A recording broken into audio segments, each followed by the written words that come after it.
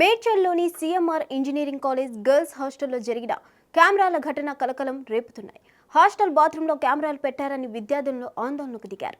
దీంతో అక్కడ పరిస్థితి ఉద్రిక్తంగా మారింది. తమకు తెలియకుండా బాత్రూమ్ హాస్టల్లో కెమెరాలు పెట్టారని, అలా మొత్తం 300 వీడియోలు తీశారని విద్యార్థులు చెబుతున్నారు.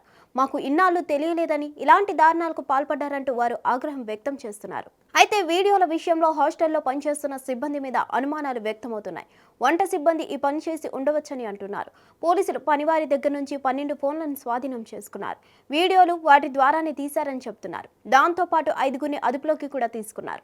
అనుమానితులను పోలీసులు విచారిస్తున్నారు. తీసిన వీడియోలను కనుక మెసేజెస్ ద్వారా లీక్ అయితే కాలేజ్ యాజమాని అయిన మల్లారెడ్డి బాధ్యత వహించాలని విద్యార్థులు డిమాండ్ చేస్తున్నారు. యాజమాన్యం ఈ విషయంపై వెంటనే స్పందించి చర్యలు తీసుకోవాలని కోరుతున్నారు. ఒక సైడ్ ఇలా చెప్తుంటే ఇంకో సైడ్ మరోలా కూడా వార్తలు వినిపిస్తున్నాయి. నిందితుల దగ్గర అమ్మాయిలకి సంబంధించిన 300 ప్రైవేట్ వీడియోలు ఉన్నట్లు అనుమానిస్తున్నారు. అంతేకాదు ఈ విషయం కాలేజ్ యాజమాన్యానికి ఈ విషయం తెలుసునని, కావాలని గోప్యంగా ఉంచిందని అంటున్నారు. సదరు వీడియోలతో విద్యార్థులను బ్లాక్మెయిల్ చేసి విషయం బయటకు రాకుండా చూసినట్లు కూడా ఆరోపణలు వినిపిస్తున్నాయి.